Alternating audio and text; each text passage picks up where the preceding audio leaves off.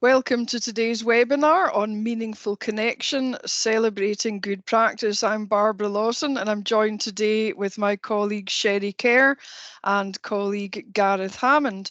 And we're also joined with four care home managers and some of their colleagues, which is fantastic. And they too are going to be joining in with the webinar and telling us about some of their exploits in their care homes, about celebrating good practice and about how they've really worked to improve that connection for people experiencing care.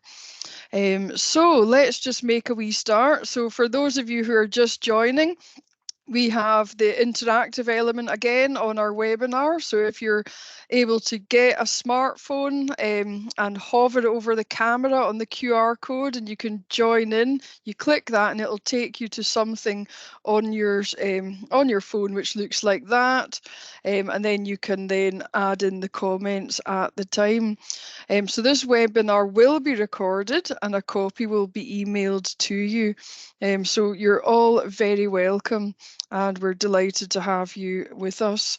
We'll also put an evaluation form in the chat at some point, and if you could fill that in, it would be really helpful. And just to let you know, this webinar actually came from feedback from one of the webinars, as did a future one. So let's just move on with the presentation. Okay, so what we're going to cover today is some background to Anne's Law, which we do on all of our webinars, and why it's important to celebrate good practice. We're going to hear some examples from services. We'll also give you a chance to share your examples and also give you an opportunity to pop onto the screen what will you try back at your service. So Sherry's going to take us through some of the background to the project. Yep. Hi, everyone. Yeah, so as Barbara said, we've been starting all of our webinars in this series by just giving a brief background about the Visiting Meaningful Connection and Anne's Law projects.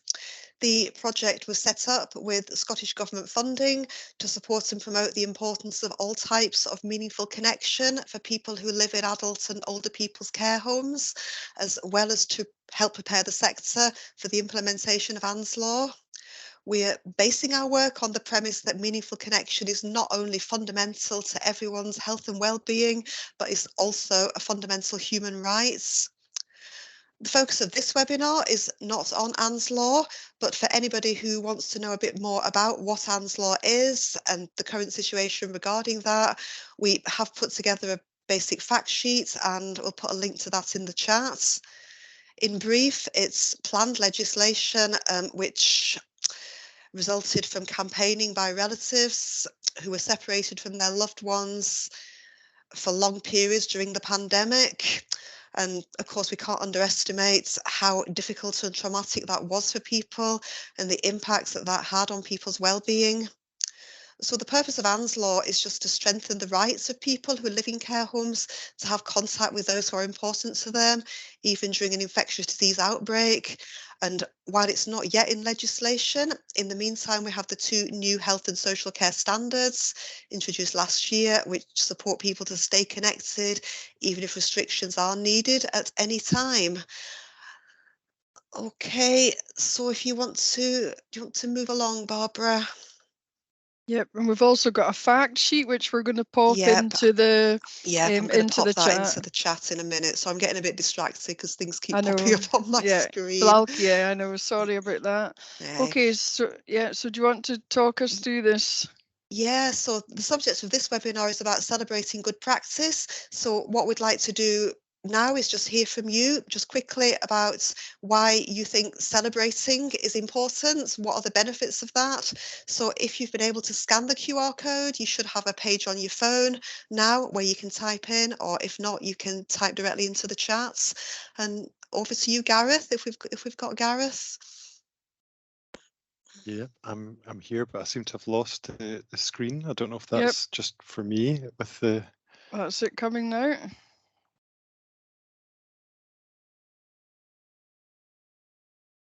Yeah, so some really good things there. boosts and builds morale, I think is really interesting. You know, that we've talked before in the webinars about reciprocity, and actually, you know, that building of good connection and celebrating good connection and that reciprocity from ourselves and from people that we're supporting is really important. So generates happy feelings, makes memories, again, so important. And I often say one of the very privileged things that we get from working in health and social care is those memories that we're able to share with others. Support self-esteem, positivity seems to be one of the big things there coming out, which is great to see. Yeah, some really nice things there. That's great to see. Yeah, brilliant. Okay, so we'll move on. For anyone who's just joining, the QR code is in the chat and you can scan that on your smartphone and you'll be able to take part in the next interactive section. So let's move on to the next slide. Okay, so why is it important to celebrate good practice? So as the slide says, it motivates us, inspires us, encourages us, and it affirms positive values. So the Cambridge Dictionary definition to celebrate is to express admiration or approval for something, or to honour or praise publicly.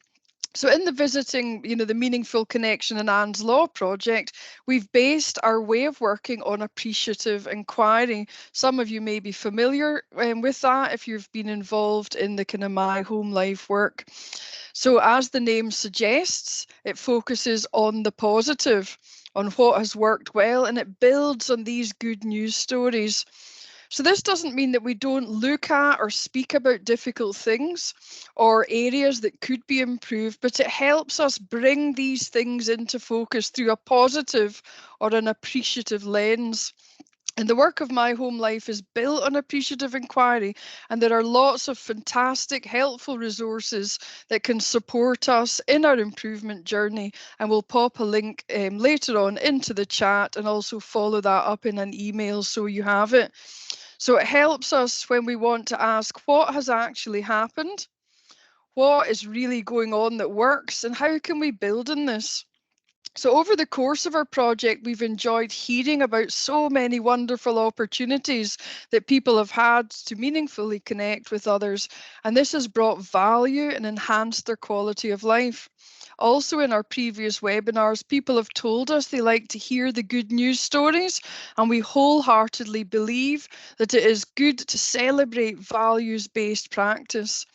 So let's look at a couple of the appreciative inquiry grounding statements, or a couple is two, and we've got three on the screen, and why these resonated with us and why these matter for us when we think about connection. So grounding statements just help to almost form a basis of appreciative inquiry and how it can be applied into a project. So the ones that we have on the screen, what we focus on grows and expands. So I think that's really important when we think about appreciative inquiry, when we think about connection, when we're focusing on the positive, that really helps to encourage us and inspire us. But you know what it's like if you're focusing on the negative, that can sometimes overwhelm us and take over. So with appreciative inquiry, we want to, what we focus on grows and expands. And also we are the experts of our own experience, and one expert among many. And that's what I love about these webinars and appreciative inquiry, when there's such a wealth of experience in the room and we give you opportunity to share your experiences, because we all have our own areas of expertise, we all have our own experiences, and these can be shared and we can learn from each other. And also, stories are the heart and soul of an organisation and help us to learn what we care about. And I think when you hear from the 4 care home managers later on in the webinar, you really will see that these stories are the heart and soul of what they do. And it's why we get up in the morning, isn't it? The working in health and social care is not easy. It's got many challenges, but it's what we do. I mean, it's that heart and soul of why we care and what inspires us. So the Caring Conversations is another tool from My Home Life and was created by Belinda Dewar as part of her research. This tool can help us frame our conversations to support connection, but also to speak about what really matters. And one of the C's is celebrating. And this involves us making a conscious effort to explore what works well and understand why, and to let people know that their contribution is valued. This could be noticing when someone does or says something that moves you, taking the time to let them know what exactly it was, made an impact, and however small. And this can be easy to do with colleagues, but it also is a helpful way to build trust and meaningful relationships with family carers and other visitors, and can help them to develop new skills and create opportunities for them to connect with their loved ones in a more meaningful way, especially when someone is experiencing advanced dementia. An example could be that maybe a spouse is in visiting our husband, and the husband is getting very agitated. Maybe he's progressing in his journey. So when she's assisting him with a cup, maybe he's struggling to swallow a wee bit, but then you maybe take time and you're supporting, you're explaining, maybe you're moving on to a different type of product that can help, with that taking of fluids or using a straw. And when he does it and he maybe doesn't cough or something, and you can just see that was, really well done. And it can be difficult to do that, but taking small moments and opportunities to do that. Or with a care staff member, somebody that showed a real moment of kindness to people, and you actually then spoke to them later. So see, when you were with Mrs. Jones and you said this, that really showed a real kindness. Well done. It's personalizing that praise and celebrating these small value-based moments that help to improve connection. So as you've told us in our feedback evaluation, it's the hearing of these good news stories that can inspire others and motivate us while helping us build on what's working well. So Sherry's going to give us a wee overview of what the project, where this information came from, and also about what you're going to see in the rest of the webinar. Yeah, thanks, Barbara. Is that me off mute now? Yep, we can hear you Okay, perfectly. great. It's been a bit temperamental, so that's good. Yeah, so one of the things that we wanted to do as part of the project was to hear directly from people experiencing care, their families and friends and staff working in care homes. So earlier this year, we visited 20 care homes across Scotland to try to find out about why meaningful connection is important to people, what works well, what the barriers and challenges are. We spoke to a total of 277 people, and we heard about lots of great examples of all the ways in which staff working in care homes are supporting people to make and keep connections and really get the most out of life. We're actually about to publish a report of our findings on that, so that should be available to read on the Care Inspectorate website as of next Tuesday, I think. And as Barbara just kind of touched on, following our previous webinars, one of the things that people often told us via the evaluation forms was that they really enjoyed and valued the opportunity to hear other people's views and experiences and to share good practice. So the purpose of this webinar, sorry, I've got something in my throat there. This webinar is inspired by that feedback and co-created with people working in the sector who responded to a call for volunteers to come on and share their examples. And we'll be hearing from 4 services very shortly who will share their stories about how they've supported different aspects of meaningful connection. So including the benefits of intergenerational activities, some innovative ways in which services have involved families, supporting relationships, community involvement, including getting out and about, physical activities, connection with animals. These are all older people services, which is due to the responses that we received, but we would love to hear your examples from other types of services as well, and there will be an opportunity to share these later in the webinar. And as always, we really value your feedback, so we'd appreciate if people can complete at some point the evaluation form, which is posted in the chats. Okay, and our first guest is Jennifer Lauder, who is the home manager at Grange Park in Peterhead. Are you there, Jennifer? Can you? Yes, I am. You are brilliant. Oh, hang on. Okay, so we've got some lovely pictures up on the screen there, so you can see that you've got the nursery children in. Can you tell us a bit more about the connection that your home has with the local nursery? Yes, certainly. When the nursery next door to our home returned to some sort of normal after COVID, they started visiting us and sending messages through the windows to our residents whilst we were still closed for visiting. They learned some Makaton and would hand sign "We love you" and "hello" to all the residents, who were of course delighted just to see them. Over the year and more, well, a year and more of COVID restrictions, they attended us faithfully, and we exchanged letters and cards at Christmas and Easter, and hid Easter eggs in the grounds, and the residents had great fun watching the children hunt for them. When they were finally able to come into the home, one set of twins went home very excited one night to tell their mum, "Hey mum, we were in our window friend's house today and it's huge." So it was great to think that they were very impressed by the home that we live in. That's brilliant. Our window friends, that's great.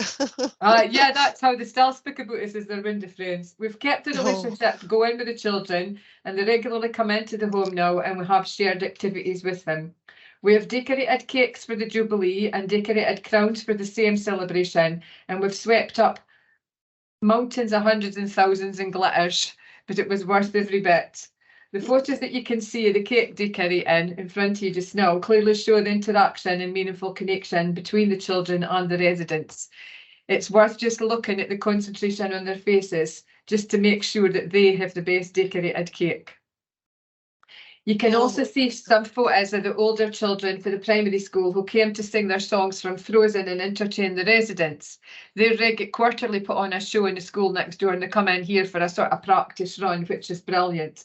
And again, you can see the residents soaking it in and enjoying every minute of the kids' performance. We've also had on the previous occasion a male resident who made paper planes for the children, and they were absolutely enthralled by that and had a great time learning how to fly him. And it was just proof that there's no need for Apple devices at Grange Park. The look on the residents' faces are priceless, and when the kids come in and the children take it all in their stride with acceptance and love for their window friends. Mums have passed on to nursery staff who tell us that the kids speak about their window friends at home with love and kindness, and the parents are delighted that a priceless lesson in tolerance and care is being shared with their children. What a wonderful result, we think, and a true reflection on what meaningful connection can achieve. So we're delighted to have them in. That's brilliant, Jennifer. That sounds great. So, given some really good examples there of all the sort of positive outcomes for people. I mean, what sorts of things have your residents been saying? What are you kind of seeing from them in terms of the outcomes that they've been having from that contact with the children? Yeah, it improves mood. It definitely improves mood, and they look forward. If we're telling them in the morning, we sort of prep them and say the kids are coming the day, they look forward to it, and they can really enjoy just looking forward to the kids coming. The new intake of kids came for their first visit, I think Tuesday this week, and they were only had time to do 2 of the 3 wings. So the 3rd wing, it was just palpable how disappointed they were that the kids didn't manage all 3 wings before they had to run back to the home. But they'll come back, and we'll make sure that they'll go into that wing first. So the mood definitely improves, and conversation flows much easier between them with the kids than sometimes it can between the adults, especially where residents with dementia who can find it difficult to hold on a conversation.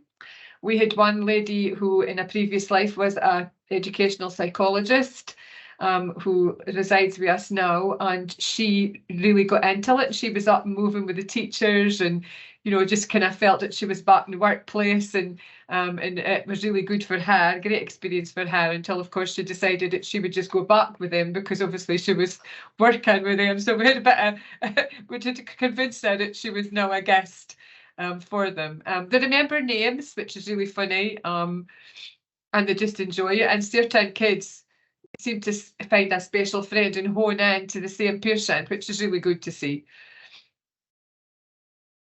Yeah, just making those really sort of personal connections. Yeah. Have you got any tips for any other services that, I mean, I know lots of services obviously do have, intergenerational activities, but do you have any particular tips for other services that might want to do something like this? Yes, put lots of newspapers down first.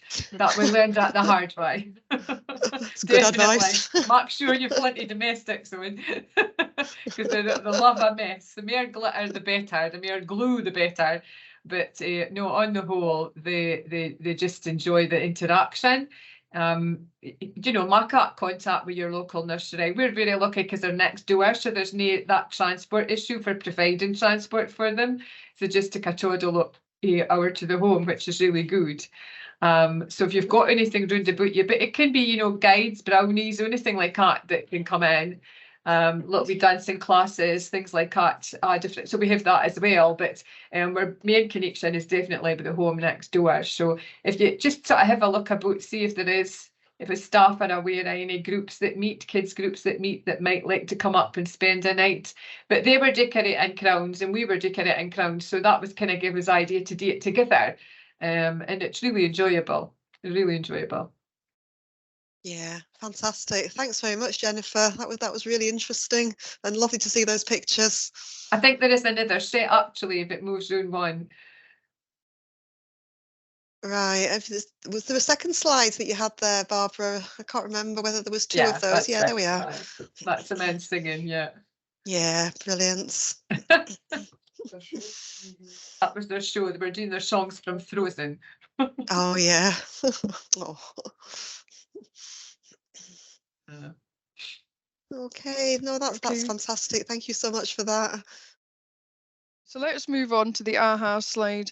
So we have got an opportunity here. So what we were going to hear from, and we will hopefully come back to that, is a story from Liz, 2 stories actually, about how she supported some family carers to help with moving and handling, and also a couple to just really have that real connection within their marriage while living in the care home.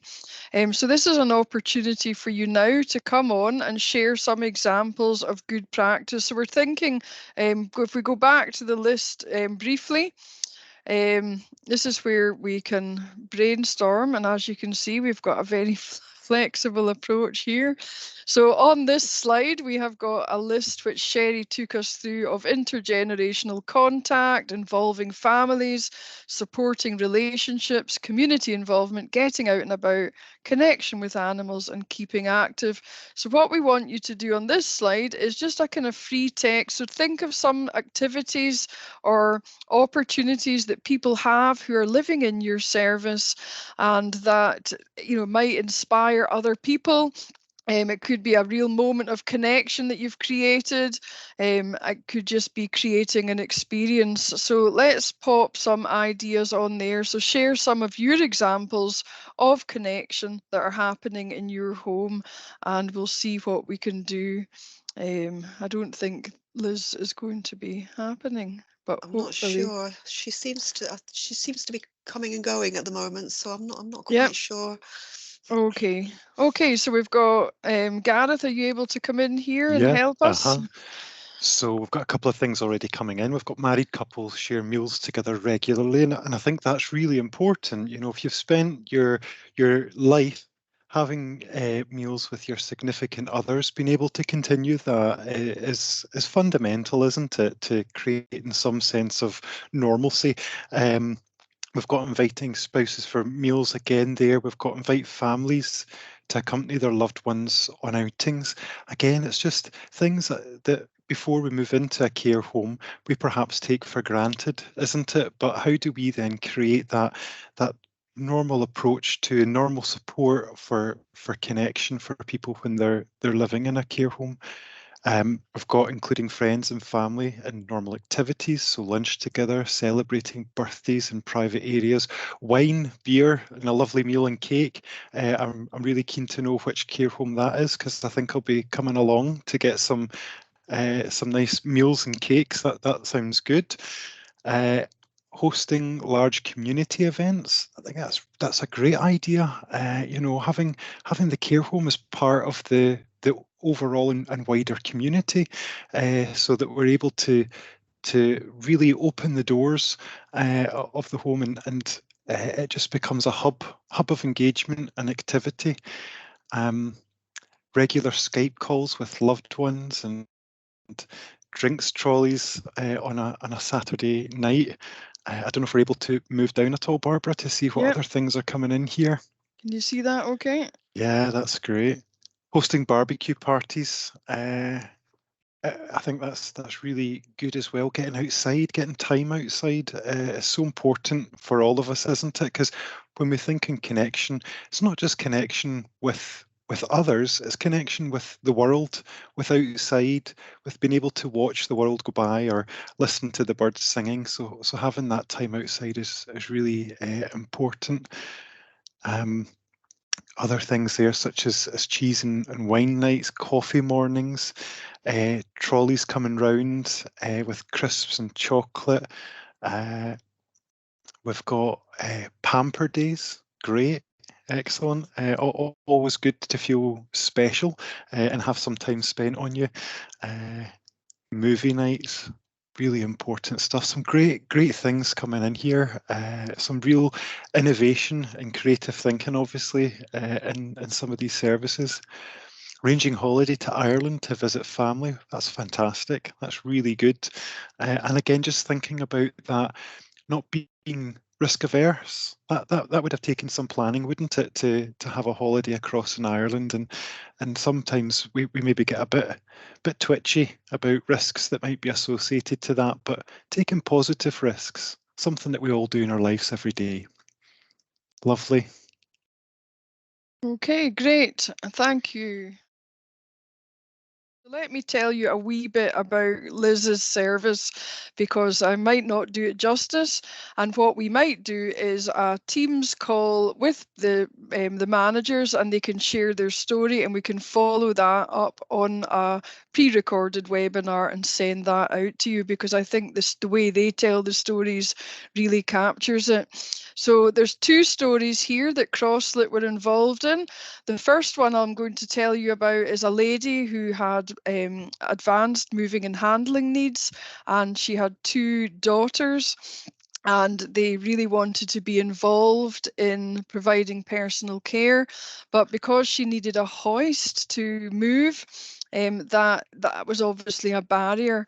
And when I was speaking to Liz yesterday, we talked about some of the challenges around that, and I think they came up with the idea, you know, why can we not, if there's difficulties about ways of working or health and safety, why can we not get the family involved in learning to use the hoist? Initially, I think the staff were quite resistant, but through good communication and the family members coming on to the training, they were then able to participate in her moving and handling and help to provide her personal care.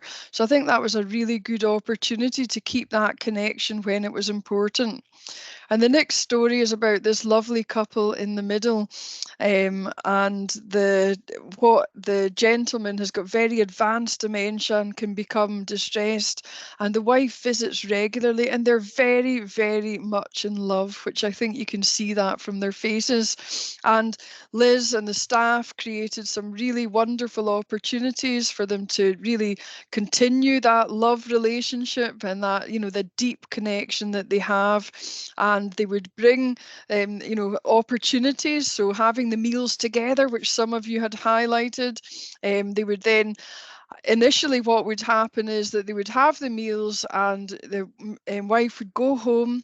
Sorry, I can't remember their names, but their wife would go home, but the gentleman, it might be Jim, we'll call him Jim, that he would become quite distressed, worrying about her. You know, did she get home safely? So they did a lovely evening, but he became so distressed about her going home at night in the dark. So what the staff actually did, they created another space, another room, and she was actually able to then stay the night. So they would have a lovely evening. They would maybe watch a film, have a wee snuggle together, a gin and tonic, a wee cuddle, and then she would then go to her room, stay overnight, and then he could wave goodbye to her in the morning. And that just really enhanced that relationship. So I thought that was a really, really lovely example of how family carers have been supported to remain connected with their loved ones when that's what people want. And also, we had a visit from some llamas and some alpacas. And I know a lot of you do that. And I think bringing animals into the home, there's so many different opportunities. They've got these kind of reptiles, they've got zoos, they've got tropical zoos with spiders and snakes. They also have the kind of small petting animals. But I think this is a really, really good example. And Gareth, I don't know if you're there. We were speaking a wee bit yesterday when we were looking at the slides, and something struck you about the lady with the Zimmer. Just wondering if you want to actually say what you were saying yesterday. It was quite helpful. Sure. So again, just thinking about those positive risks, you know, the lady, the picture on the leftmost side of the slide there, you know, we've got a lady there. She's one hand on the llama, one hand on the Zimmer frame, walking on the grass. And again, just thinking in terms of, you know, those positive risks, might we have said we can't really walk on the grass with our Zimmer frame? It, you know, could get caught, or the ground's maybe not as even as we'd want it to be. But actually, that joy that exists within that photo, and just you can absolutely sense that. For me, was quite striking. It was really positive to see that. Just because it was grass and potentially an uneven surface, that didn't stop this lady from being able to get up there and pet that llama, which was something she clearly wanted to do. Yeah, definitely. And I love the top right one as well, where that's just giving it a big bear hug. As we face, just quite comical there. And I think when we're thinking about the pandemic and that lack of physical touch and that lack of contact, which we had highlighted in our literature review, which some people referred to in one article as skin hunger, you know, that need for connection, that need for touch, which we couldn't do because of the restrictions when we were separated from our loved ones. And, you know, we just long to give the people important to us a hug. So that llama, or is it an alpaca? I don't know, but it's certainly enjoying a big snuggle there from that lady. And I just absolutely love that. So do we have any other guests? Barbara, what I've tried to do is unmute for everybody. Yeah. So everybody should be able to turn on their cameras and their mics now. Okay. So perhaps, you know, with any luck, we can perhaps get one of the other guests on. Yeah. Is anybody there? Yeah. Hello. Oh, who's this? Shannon and Donna. Oh, brilliant. Yay. Thank you. Hi, it's So, Emma from Reef Manor. okay, so let's go with Donna first. You were the first to speak, so let's just go on and give us a wee chat. I think Sherry, you were going to talk to us about the Fringe, Donna and your colleague there. So welcome. Thank you. Shannon, do you want to introduce? I'm sorry, I've got a frog in my throat today, so Shannon's going to do more talking. Yeah, hi. Hi. So our Fringe event, it's just passed, and it all came from building community links with one of our residents' best friends that were coming into the home, who has a significant impact and connection with the Edinburgh Fringe and the Interfaith Association of Edinburgh. So from those links that we made, we last year had an event hosted where we had a musician from Canada come in and host our own individual Queen's Manor Fringe event. So it was bringing in, you know, one of the largest arts festivals in the world into the care home facility for those that can't travel out or perhaps don't want to. Okay, I think the microphone's just gone off, I think, has it? Oh no, we're back. Oh, we're back. You're back. Sorry. So then from that, we had the one event last year, and we have grown it by arms and legs. So this year we've issued it out to 4 of our other Barchester care homes in the area, with the idea of it just continually growing to different care home providers and really enhancing every resident. So the goal would be that in sort of the next 10 years that all residents living in Edinburgh and Lothian care homes would be able to access this same event. So nothing to do with our provider. We are just the guinea pigs that were happy to trial this and then roll this out. So that's what the stage we're at now, thinking about how do we connect with other providers to give this opportunity to all residents that are interested. Yep, great. And I think yesterday when we were speaking that you mentioned that were some, potential barriers about, people getting involved. What are some of the ways that, we could try and encourage other care home managers from the Edinburgh area to get involved? I think some of the information that we would be happy to share. There's been a promotional film made. It's only 3 minutes long. That we're going to perhaps do some work with Scottish Care and look at how we can disseminate that. We would be really happy to support other organisations and really see this as a opportunity for our residents. And I suppose the principles could be applied to any major event in any major city or location. It's all the same. Yeah. Engagement, relationship building, working, intergenerational. Yeah. And it also gives purpose back to the residents as well. At the end of the day, this is their home, and they were able to host this magnificent event for not only the local community, but we had grandchildren running about the home, we had a kids area, a quiet zone, games. So it was really a moment for them to say, right, come in and see where we live, look at what we do, and just have fun with it at the same time. Yep, and the residents were involved as well in the planning. Do you want to tell us a bit about that? Yeah, so we had a fringe event committee that was put together. So we had residents help us decide, the timings for the day, what kind of entertainment they wanted, the colour schemes. Cocktail list. Oh yes, the cocktail list, which was thoroughly investigated. But they had kind of a huge amount of impact and decision making with the event, because like we've said, it was an event for them. We are just a building and people to help accommodate it, but the actual event itself was for the residents, by the residents. Sounds like a really fantastic event, and yeah, absolutely. And just to be able to be involved in something like that, and something that people have perhaps been going along to kind of previously and have been able to be involved with at other times in their lives, and just having that sort of continuity there to just to enable people to continue to have those experiences. And that sounds absolutely brilliant, and hopefully more care homes will be able to get involved in that and benefit from that in the future as well. It sounds great. Yep, and we'll share Donna's contact details and hopefully get that video out to you in due course.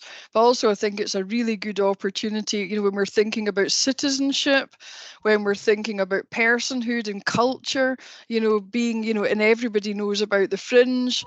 And it's a really good opportunity for people to experience that Scottish and Edinburgh culture, and just really have new opportunities to be involved in creative arts, which are a great opportunity for meaningful connection.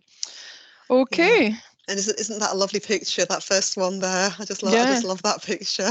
Yeah, I know. That's actually Andy, our gardener, who's also our chief typer. Oh, really? Yeah, fantastic. The size difference between them and then the expression on her face is just classic, isn't it? It's lovely. Yeah. Right, fantastic. Thank you for the kind of coming in and getting that all sorted there. So thank you so much. And we'll move on to Emma now, if hopefully your microphone is still working. Can you hear me okay? Yay, we've got Emma. So do you want to just tell us a wee bit about what you've been doing at Raith Manor to keep people active? Yeah, my name's Emma. I'm the manager of Raith Manor. A couple of months ago, we seen an advertisement for our local leisure centre, and it was like over 65s exercise classes. So it took a bit of persuading, but quite a few went down. It's running on Wednesday, and the difference in people, because it's not just people from the care home, it's the community, it's other care homes are there, and the relationships they're building is, we even have one like friendship blossomed because now the lady comes and visits the other lady in the care home. But regarding the actual exercise class, I don't know about anybody else, but when somebody says to me, do you want to go to an exercise class? I'm like, nope. So it was a lot of persuasion, but it's not strenuous exercise. It's more for the being chatting with people and just getting out of the home for a wee bit has made a big difference. And now it's every Wednesday at 11 o'clock. We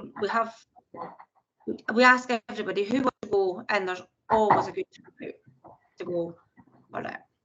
So it's been really beneficial for people, and mobility, everything. And of course, when they all come back, it's lunchtime, and the difference is everybody's hungry because they've been out, they've been in the fresh air, they've been doing some exercise. So the knock-on effect is that people's diets are a little bit better as well, which is really beneficial. Yep, definitely. And you also, we chatted yesterday about some 2 residents who had been going swimming. So, I'm wondering if you can tell us a bit about how that came about and how you manage some of the potential risks. Yeah, basically it came from a residents' meeting. We were just chatting about things that we used to do, and one of the ladies said, I would love to go swimming, but that's not going to happen. So myself and my activity organizer thought, well, let's just see what the swimming pools offer and things like that. I've got one lady who has very, very complex needs. She now goes to the Glenothes swimming pool to do in the warm pool. And the difference, she's very restricted, and like the minute she goes in the water, her body just relaxes, completely relaxes. And it's just wonderful to see, because we struggle to do things that we see a benefit from with that particular lady. But again, she goes every Friday. The carers are great. 2 carers go in with her, spend half an hour, and like I say, the benefits is she just appears a lot more relaxed. And it's a one-on-one as well with her. The other lady, she was wanting to lose weight. So she'd said that previously she used to go to the swimming pool, but she didn't think that she could remember how to swim. So she's been going for a couple of weeks now, and the difference, when she first went in, she found it a little bit difficult and we had to use floats, but now she can do a lap. Amazing. And you're noticing it as well because she's lost a little bit of weight, so she feels a bit better. And again, it's that she's made friends because she goes the same time every week. So there's other people there that go that same time every week. Regarding the things that little bits of barriers, is continence was one of them. It took me a long time to find continence aids for adults to go in the swimming pool, but we did eventually find them, and they're reusable ones. You could wash them, and it's just things like being mindful that if somebody's not been for a bowel motion, for example, to kind of say, well, let's look at this and let's see. But the risk with everything, we've got to take risks, or we wouldn't try anything at all. I think I that's must important. admit, the swimming pools are fantastic. They're really, really good with their hoists, their changing areas. They have set times for, like in Glenothes in the warm pool, it's set times so that she can go by herself rather than lots of people being there, or maybe 1 or 2. So they've been a big help to us as well, getting it all organised. And we hope a gentleman's shown interest in going to the swimming pool. So we're hoping that he'll start going every week as well. And again, it's the risk is getting into the pool. That's the biggest risk. But it's been okay. I think we overthought it too much to start with. But really, when the lady went down, she just took my arm and went in the pool. There was no issue at all. Same with getting back out. There was no issue at all. So good risks. Yeah, brilliant. Well, thank you so much. I think that's been really helpful, and hearing all those stories. And we're sorry that Liz wasn't able to do that. But once we get our teams sorted, we'll try and record that. But thank you, Emma, Donna, and Jennifer, for sharing with us. So let's move on to some, you might have been inspired. There might be something that you've thought about. What might you try back at work when we do all this, in our webinars? And I think it's quite helpful sometimes just to commit to trying a small thing. Doesn't have to be big. So what are some of the things that you might try back at work? So please pop any suggestion. Yes, swimming. Yeah, so Gareth, are you able to come on here? Yeah. I'm indeed, yeah. So the swimming sounds great. Love that. Love positive risk taking. I'm absolutely all for that. And great to hear how some of those examples that you shared there, looked at barriers in a solution focused way. That's really important, isn't it? That we start to think about how we might get over anything that's standing in our road. So here we've got more exercise, link with community groups, lots of swimming. I think that's piqued people's interest. External fitness classes, so swimming and Zumba, and absolutely just thinking about how that supports not just with appetite, but with strength, with balance, so potentially reducing any of those associated risks of falls as well, if we're supporting and encouraging people to exercise a bit more, and the fun that can come out of that as well. It doesn't all have to be hard work if we're doing exercise.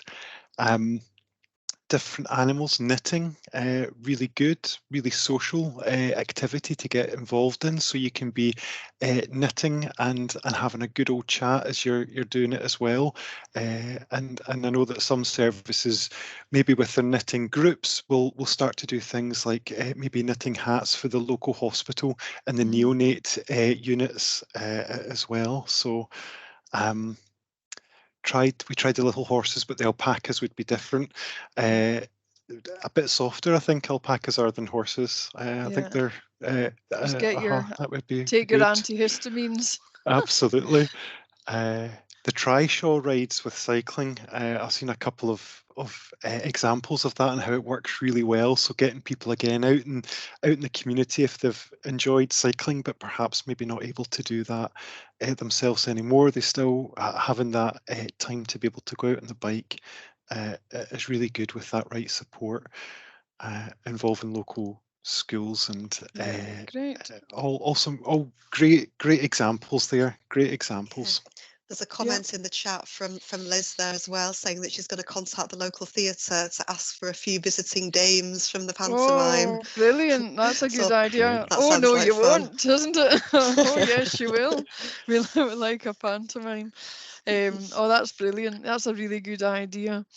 Okay, so we'll move. I think Sherry is going to close us off, and just apologise again, everybody, for our shambolic IT, but I think we've managed to pull it off with a bit of kind of creative thinking. So thank you all for your patience, and it's been good fun to hear about the examples. So let's move on to the last slide, and Sherry can close us out.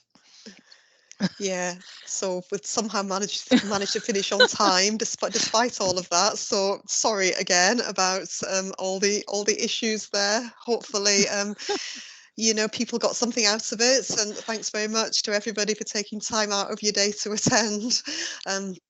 Thanks to Gareth for supporting the webinar, and particularly to Jennifer and Liz and Emma and Donna for sharing their examples. Sorry that it didn't exactly go as smoothly as we would have liked it to, but I think, you managed to get that information across, which I think was really, really helpful, and I'm sure people enjoyed listening to that.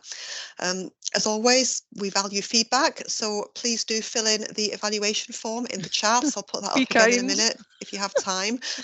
Yes, please be kind. Our next webinar is about supporting meaningful connection in an outbreak situation, and registration is open for that now. Hopefully it'll go a little bit more smoothly than this one. I'll put a link to that registration form in the chat as well. And yeah, just again, the webinar has been recorded and we'll send the link out to that when it's available. Thanks again, everyone, and I hope you all have a great rest of your day. Yeah, thank you, everyone. Much appreciated.